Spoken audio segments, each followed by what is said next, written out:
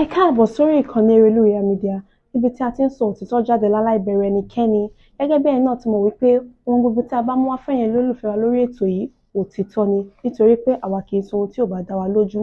Ẹ jókòó, ẹ farabalẹ̀ kẹ́ wo fídíò tí mo fẹ́ play fún èyí níbi tí wọ́n ti tú pẹ́rẹ́pẹ́rẹ́ àṣírí ńlá jáde tó ta kókó. Ẹ má gbàgbé kí ẹ bá wa like, kẹ́ share, kẹ́ dẹ̀ subscribe láti máa jẹ gbádùn ohun gbogbo tí a bá mú wá fún yín lórí ètò yìí. Ó yá, ẹ jẹ́ ká súnjọ ẹ bọ́ǹkó. Mo ní ẹ kú dédé ìwòyí, ẹ kú àtàárọ̀, ẹ kú kópó jàǹjàǹ kó bá lè dá kúkú dára lórí ikọ̀ Ọlọ́run ọmọ ogun. Jésù á wà pẹ̀lú yín, Allah á wà pẹ̀lú yín, Ọ̀rúnmìlà á wà pẹ̀lú yín, Ifá á wà pẹ̀lú yín, gbogbo ohun tí ẹ gbàgbọ́ nínú ẹ̀ á wà pẹ̀lú yín pátápátá. Á dára fún wa, Kristi àti wà lẹ́yìn. Òjò ni ò jẹ́ kí n parí prógámù yẹn lẹ́ẹ̀kan ni mo wá dé. Mo kí gbogbo ojúlówó ọmọ kóòtù òjíire káàkiri gbogbo àgbáyé, ojú òní tì wá. Mo lógun Fúlàní ò ní borí wa láṣẹ Olódùmarè. Ẹ jẹ́ kí n kọ́kọ́ bẹ̀rẹ̀ báyìí. Mo ní ìyá mi kan pè mí, ìyá yẹn bẹ̀rẹ̀ sí ń ké àgbàlagbà ní màmá yẹn bí mo ṣe ń gbóhùn wọn yẹn kì í ṣe ti jà. A jọ ń ṣàlàyé ọ̀rọ̀ fúnra wa ni, ṣẹ gbọ́ mi. Ìwà Èkìtì àti Oǹdó ni. Téèyàn kan nínú wa bá ṣe ohun tí ò dáa tá a bá ń bá wí, òun náà ò ní fẹ́ gbà, ṣẹ gbọ́ mi. Kì í ṣe ti jà, kì í dẹ̀ ṣe ti lára. A kàn fẹ́ kí ìyàtọ̀ mọ̀ náà ni ká lè tètè débi tá à ń lọ. Dẹ́dẹ́dẹ́dẹ́ tójú wa ń rí kó bá lè tètè dópin la fi já ni mo fi jáde ni mo fi sọrú ẹ̀. Inú mi dẹ̀ ti mọ ọ̀pọ̀lọpọ̀ tí pè mí pé bàbá Èkìtì àwọn ti mọ ìyàtọ̀ láàrin ìrù ẹkùn, ṣẹ gbọ́ mi. Àwọn ti mọ̀ pé ìrù ẹkùn bó ṣe jẹ́ leléyìí bó ṣe jẹ́ lóye. Á dára fún wa, ojú òní tì wá. Mo ní mo ka ìwé kan lórí social media láìpẹ́ tí Gumi sọ wípé kò sẹ́nikẹ́ni tó lè disturb òun tàbí tó lè dá òun dúró kó má rìn anywhere ní ilẹ̀ Yorùbá. Lákọ̀ọ́kọ́ máa pe gbogbo gómìnà ilẹ̀ Yorùbá, tèkó ní, Ògùn ní, Ọ̀yọ́ ní, Ọ̀ṣun ní, Oǹdó tó fi dé Èkìtì, gbogbo ẹ̀yà àbí tí Yorùbá bá wà ní Kogi àti Kwara, àwọn Fúlàní ọlọ́kadà ẹja stop wọn o. Ṣé gbọ́ mi? Ẹ̀yin gómìnà wa á bẹ́tà kẹ́ ẹ ṣòfin kẹ́ ẹ ban the Fulani ọ̀kadà rider in Yorùbá land. Ọ̀nà kan lára ọ̀nà tàbí lè dẹ́kun iṣẹ́ ibi tí wọ́n ṣe ní ilẹ̀ Yorùbá ni o. Èmi tí mò ń sọ̀rọ̀ ó yé mi ò dẹ̀ ní sọ́jú bẹ́ẹ̀ lọ torí ẹ̀yin àgbà ní kí ẹni kì í ṣe gbogbo aṣọ là ń sá lóòrùn. It is better for all the Yoruba governors to ban the Okada rider in Yoruba land, not Yoruba Okada. Àwọn Fúlàní ní Adó Èkìtì tí mo wà yìí tó fi dé Ìfàkì tó fi dé Ìkẹ́rẹ́, àwọn Fúlàní ọlọ́kadà yẹn ló pọ̀ jù ń bẹ̀. Wọ́n dẹ̀ fi ń mọ ọ̀nà ni a ti ń pariwo ẹ̀ tipẹ́. Wọ́n fi ń mọ ọ̀nà pé tó bá gba wájú yọ wọ́n á mọ ibi tó máa gbà yọ wọ́n máa gbà jáde lẹ́yìn. So tí ó bá jẹ́ pé lóòótọ́ làwọn gómìnà wa ni wọ́n rẹ́dì láti secure Yorùbá land, ẹgbẹ́dọ̀ ṣòfin tó bá jẹ́ pé lóòótọ́ àti lódodo lẹ́ẹ̀fẹ́ kí wọ́n máa jí àwọn ènìyàn gbé mọ́. Lára àwọn ìròyìn tí a gbọ́ tó bá ti wọnú igbó ọ̀kadà yẹn náà máa ń ló rọrùn fún wọn láti rìn nínú igbó. So àwọn tó ti wà láàrin wa tá a rò pé ọlọ́kadà ni wọ́n, gbogbo ọ̀nà odò ọ̀nà oko àlọ́sùn kì í ṣe oko àlọ́dé o, oko àlọ́dé ló máa ń wà létílé, àwọn oko àlọ́sùn ibẹ̀ náà máa ń gbà, ọ̀kadà dẹ̀ ń gba ibẹ̀ pa dáadáa. So wọ́n ti mọ gbogbo ọ̀nà tá a lè gbà. It is better for our government to ban the Fulani Okada rider in Yoruba land. Kó bá lè rọ̀ wá lọ́rùn ni. Màmá mi Àwẹ̀lé, adáàbò yín ojú òní tì yín. Ẹ jẹun ọmọ ẹ̀ ní jẹ́ nínú ìnira láṣẹ Olódùmarè. Mo kí bọ́ra mi Karim Àtẹ́lùàbí, Dayọ̀, Ọlọ́run tóbi, Kẹ́hìndé, Babátúndé, gbogbo yín pápátá ẹ̀ ní ṣubú ara ẹ̀ ní ṣubú ẹ̀mí. Ìran àgbàrá yìí fòkòtò, ire yín ò ní fòyín ru. Ó tí mo wá fún kì í ṣe ohun tó pọ̀, kákàtú ṣàlàyé ọ̀rọ̀ yéra wa náà ni. Yorùbá wípé ó ń bọ̀ àwọn làádẹ́ẹ̀dẹ́ àbí bẹ́ẹ̀ kọ́ àwọn làádẹ́ẹ̀dẹ́ tẹ́nìyàn bá dẹ̀ ti lọ́kọ́lé àwọn bàbá wa jọ̀wọ́n àná wọn ní irú ẹni bẹ́ẹ̀ kì í fọwọ́ kómi tí ènìyàn bá ti rí ojú àwọn bàbá wa náà ló tún sọ wípé kì í wá ìrojú kiri àti wá rí ojú. Come on, Samuel, you are welcome. Prophet Rafiu Adelafonyin. Àti wá rí ojú. Kò yẹ ká tún máa wá ìrojú kiri náà. Àjọṣepọ̀ gbogbo wa ni. Kì í ṣiṣẹ́ olóyè Chief Sunday ọmọ Adéyẹmọ Ìgbòho Òòṣà nìkan. Iṣẹ́ gbogbo wa ni. Torí ohun tó dé yìí, kì í ṣe Ọ̀yọ́ nìkan ló wà. Kì í ṣe Èkìtì nìkan ló wà. Ó ti káàkiri gbogbo ilẹ̀ Yorùbá. Ọládàpọ̀ Adarafunyin Julius Ọládòkun èmi náà salute yín. God bless you all. Ó ti díṣẹ́ gbogbo wa ọ̀rọ̀ wa ti di ojúlá lákànfin mi sọ́rí. Lákọ̀ọ́kọ́ gbogbo àwa tí òkè tàbí tí àpáta bá wà ní ìlú wa tí àpáta bá wà ní state wa for example Ọ̀yọ́ state àwọn ibìkan wà ní òkè Ògùn tí àpáta wà ń bẹ̀ Èkìtì state Ondo state Ogun state Ọ̀ṣun àwọn ibìkan náà wà tí òkè ńlá wà ń bẹ̀ ẹ jẹ́ ká máa kóra wa ní méjì mẹ́wàá mẹ́fà méje mẹ́jọ mẹ́sàn-án ogún ká máa gorí òkè yẹn lọ ibẹ̀ náà ń sá pamọ́ sí mi ò tún ní sọ jù bẹ́ẹ̀ lọ ó yé mi náà torí ẹ̀yin àgbà ní pé kì í ṣe gbogbo aṣọ là ń sá lóòrùn kí n mọ́ tuṣu désàlẹ̀ kòkò ṣùgbọ́n òkè lórí àpáta yẹ kéèyàn méjì mẹ́ta má dẹ̀ lọ́bẹ̀ ká pọ̀ ká kóra wa ká worí àpáta yẹ fẹ́fẹ́fẹ́ ọ̀ràn òní wọlé tọ̀ wá mo tún sọ lẹ́ẹ̀kan sí all the Yorùbá governors àtẹ̀yìn senator àtẹ̀yìn rep all the house of assembly this is time for ban the Fulani Al-Qaeda rider in Yorùbá land tó bá jẹ́ pé lóòótọ́ you are the chief security of the state yóò bá dára fún wa kò ní bàjẹ́ o ìrù ẹkùn dé ìdààmú fún gbogbo Fúlàní ilẹ̀ Yorùbá ìrù ẹkùn dé fún gbogbo àwọn tó ń yọ àwọn àgbẹ̀ wa lẹ́nu tó ní ìran Yorùbá ò ní nísinmi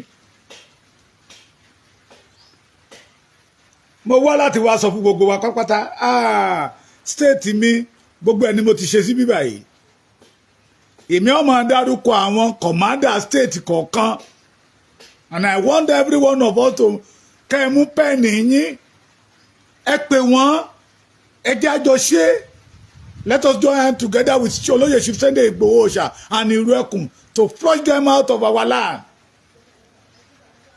èyí yàtọ̀ sí OPC o ọmọ ogun 5 million o tí wọ́n mú lára wọn pé àwọn náà kidnap èèyàn ní Ọ̀yọ́ abẹ́ ẹ̀ gbọ́ not allegation o ń tá a gbọ́ ni o pé lára àwọn ọmọ tó kidnap àbúrò Pẹ́ńkẹ́lẹ́ Mercy àwọn OPC ní Ìrù Ẹkùn did not have time for that inú reserve wa na àwọn aláṣẹ Ìrù Ẹkùn fẹ́ flush let me start from Kwara State ẹ̀yin tẹ́ bá jẹ́ ọmọ Kwara State gómìnà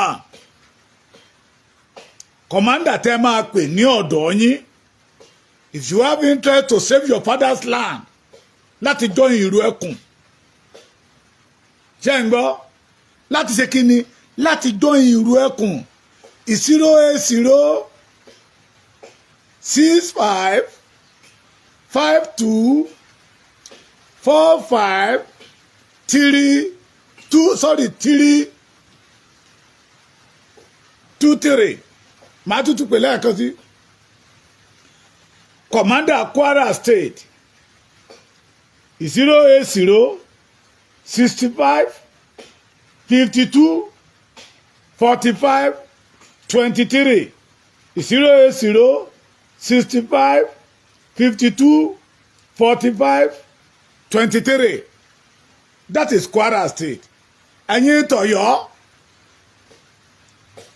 if you have interest tó mọ̀ pé ọmọ ọkọ ní ẹ pé ò fẹ́ kí ilé bàbá ẹ̀ ó dilé onílé pé ohun tó ń ṣẹlẹ̀ ní Ògbómọ̀ṣọ́ ó tún fẹ́ kó rìpíìtì ara ẹ̀ mọ́ nọ́mbà àwọn tẹ́ máa kéré 081 68 24 25 23 ṣé kí n pè lẹ́ẹ̀kan sí 081 68 24 25 23 second number 080 84 54 9065 lẹ́ẹ̀kan sí second number àtọ̀yọ́ 080 84 54 90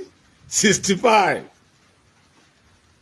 ẹ̀yin tèmi ní Kogi ní Òkun ní Kogi ní Òkun commander ìlú ẹkùn tẹ́ máa pè if you have interest pé ijó wa àjọjó àwẹ̀ wa àjọgbà ìlú ẹkùn belong to all of us. We want to use it to flush all this enemy out of our land. Kogi State Command is 081 61 10 9331. Is 081 61 10 9331. Keep it like us. Is 081 61 10 93 31. Second number ní Kogi is 080 5 mẹ́ta 6 àti òdo àti 9 àti 8 méjì is 080 55 56 09 88. That is Kogi for you. The Lagos State Èkó arómisá lẹ́gbẹ́lẹ́gbẹ́ ìlú ọgbọ́n Èkó wẹ̀ngẹ̀lẹ̀. Number Lagos State Command for ìlú ẹkùn is 070 15 34 66 66. Kí n tún pè 070 15 34 66 66 lẹ́ẹ̀kan sí 070 15 34 66 66. Second number is 090 75 55 05 54. ẹ má bá mi tẹ̀lé o. Ogun State Command for ìlú ẹkùn. If you have interest tó bá jẹ́ pé ojúlówó ọmọ Yorùbá tí n tó ń ṣẹlẹ̀ ní ilẹ̀ wa tí ò tẹ́ yín lọ́rùn pé we must secure our land. Ogun State Command is 080 55 83 51 14 lẹ́ẹ̀kan sí 080 55 83 30 080 55 83 51 14. Second number is 080 38 54 83 51 lẹ́ẹ̀kan sí 080 38 54 83 51. Ondo ẹ̀gí ẹ̀yin ọmọ tó Ondo ẹ̀mú gègé àti tákàndá kẹ́kọ̀ọ́ nọ́mbà yìí lẹ̀ ojú wa ò ní rí bí láṣẹ Olódùmarè 080 35 15 93 57 lẹ́ẹ̀kan sí 080 35 15 93 57. Second number is 081 27 34 14 24. Lẹ́ẹ̀kan sí 081 27 34 14 24. Third number. Nítorí náà ni mo yí wa o. 090 76 22 43 18. Lẹ́ẹ̀kan sí 090 76 22 43 18. Èkìtì kété kí ayé ti ṣe yìí tí o. Èkìtì kété. Èkìtì parapọ̀. Èkìtì kété kí ayé ti ṣe yìí tí o. Èkìtì kété. Àwa tèkìtì. This is our number. The number of our command, Irueko command in Ekiti State is 080 6301 7390. Lẹ́ẹ̀kan sí is 080 6301 7390. The second number is 080 62 14 33 32. Lẹ́ẹ̀kan sí is 080 62 14 33 32. That is Ekiti State. Go to Osun State. Osun State Command is 070 31 30 40 14. Lẹ́ẹ̀kan sí is 070 31 30 40 14. The second number is 070 62 65 09 35. Is 070 62 65 09 35. Àwọn ìpínlẹ̀ mẹ́jẹ̀ẹ̀jọ lẹ ti gbọ́ yẹ. Kwara State ní àti ìrì nọ́mbà wọn.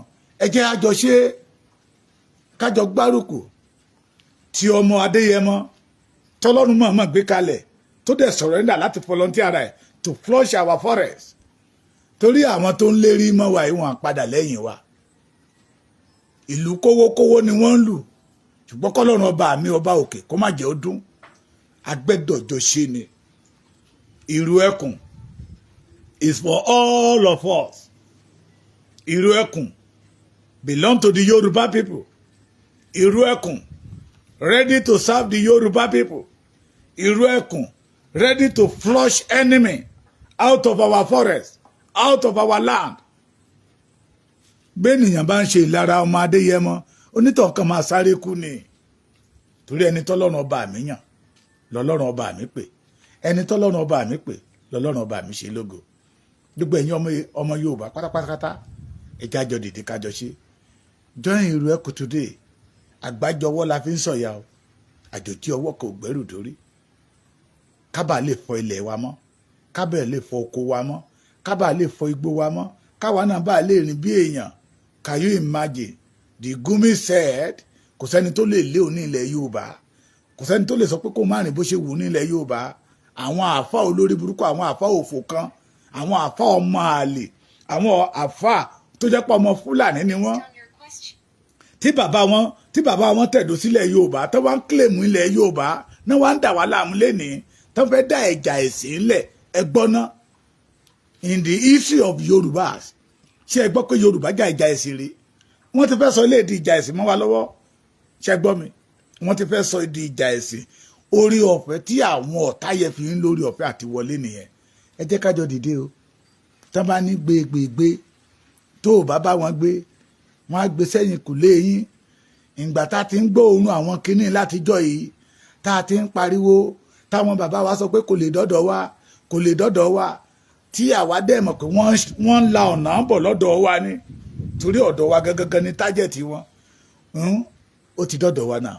Nígbà tó yẹ ká fẹ̀lẹ̀ kébò sí, àwọn bàbá wa ò bá wa jò ó ti wá di pé wọ́n ń gbowó wọ́n ń gbọmọ wọ́n ń gbẹ̀mí ní ilẹ̀ Yorùbá lénìí ẹ̀gbọ́n náà tọ́lọ́run ò bá wá fún wa ní Sunday ọmọ Adéyẹmọ Ìgbòho ṣá kí làwa ìbá máa wí lénìí tí májàsọ́lá ò bá wá dìde kí làwa ìbá máa wí lénìí so that is why you must embrace ìrù ẹkùn mo tún sọ ìrù ẹkùn yàtọ̀ ìrù ẹkùn belong to all of us iṣẹ́ ìrù ẹkùn kò sí ní ìgboro iṣẹ́ ìrù ẹkùn inú fọ́rẹ́sì wa ló wà ṣe rí pé ó yàtọ̀ síra wọn àwọn tó ń pè pé ìlara ni kí ni mo fẹ́ lára fún ọ̀rọ̀ ilé ti kò lọ́rọ̀ ìlara ọ̀rọ̀ ilé ti kò lọ́rọ̀ pé à ń wówó ṣe gbọ́ mi tẹ́nìyàn bá ń wá owó tó ń wá owó tí ọ̀tádé tó pa onítọ̀ nǹkan ṣé ó máa rójú ráyè ná owó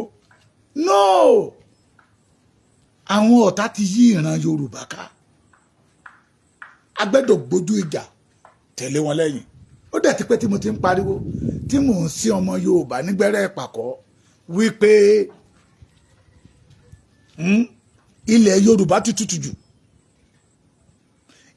ààrò tó bá tutù lédìyẹ máa ń sàbá sí pé ààrò tó bá tutù ewúrẹ́ a máa súbẹ̀ mọ́jú ẹ jájọ kíyèsára kájọ ṣe gbọ́ mi òun lè fi rí wọn anybody tó bá ti jáde síta tó ń tako ìrù ẹkùn ẹ ti mọ̀ pé ọ̀tá wa ni tẹ́ bá wá díẹ̀ dáadáa àti Bongu àti Senegal àti Burkina Faso nìran bàbá wọn ti tẹ̀dó they are not a Yorùbás tó bá jẹ́ ọmọ Yorùbá ni wọn ò ní fẹ́ kí ilẹ̀ Yorùbá wó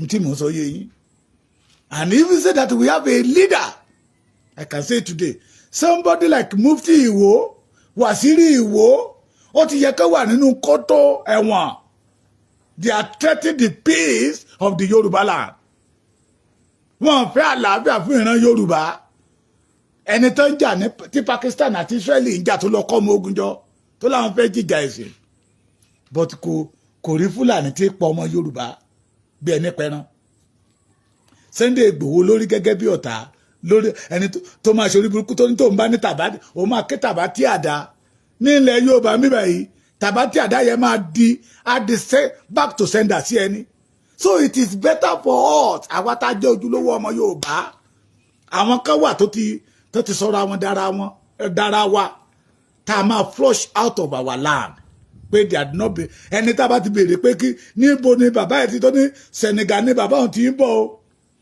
tó fi gúnlẹ̀ sí Ọ̀yọ́ kan tó wá sí Ìbàdàn wá sí Ọ̀ṣun wá sí Ìwó gbogbo wọn a máa lé wọn padà síbi tí bàbá wọn tó wọ́n ti ń bọ̀ bí ẹ padà sílé bàbá yín ẹ má balẹ̀ bàbá títí wa jẹ́ so it is better for us to join ìlú ẹkùn náà ẹ̀yin ọ̀dọ́ àwọn àgbà ẹjọ́ wọn àná wọn ní ọ̀dọ́ ìlú òun lágbára ìlú ọ̀dọ́ ìlú òun ní agbára ìlú if we ọ̀dọ́ today fail to secure our father's land bó ní ó ṣe rí fáwọn ọmọ wa lọ́jọ́ ọ̀la it is better we must not fail àgbẹ̀dọ̀ ní ìjákulẹ̀ ẹ̀jẹ̀ ń bi yín léèrè ìbéèrè kan I did not support anybody ṣé àrà tán ń dá lọ́dọ̀ wa yìí ṣé náà ń dá lọ́dọ̀ Ìgbò nígbà tí wọ́n wá tí bò ń gbójú ìjà kọ wọ́n tí bò ń fèsì wọn ṣé mo kò mọ́ ṣe ń sákò lọ́dọ̀ Ìgbò náà sásọ̀dọ̀ wa ń bíbà yìí it is better for us now Operation Fire for Fire let us join ìrù ẹkùn mo tútù sọ ọ̀fẹ́ ló bá dé o àwọn aláṣẹ wa àwọn ọ̀gá ọ̀fẹ́ ló bá dé o wọn àta fọ́ọ̀mù o wọn àdẹ̀ béèrè owó mọ́tò ṣe gbọ́ mi kì í ṣe ti jà ohun tọ́pọ̀lọpọ̀ ń bi mí léèrè nìyẹn they did not ask for owó mọ́tò ṣe gbọ́ mi mo dẹ̀ ti sọ́nà ọ̀rọ̀ mi tí bàbá Èkìtì bá béèrè pé ẹ wá gba gbogbo bàbá Ṣàsùn mo fẹ́ jẹun ní ọ̀fẹ́ ló bá dé let us join we want to use it to flush enemy out of our land adára fún wa ojú òní tiwa remain blessed.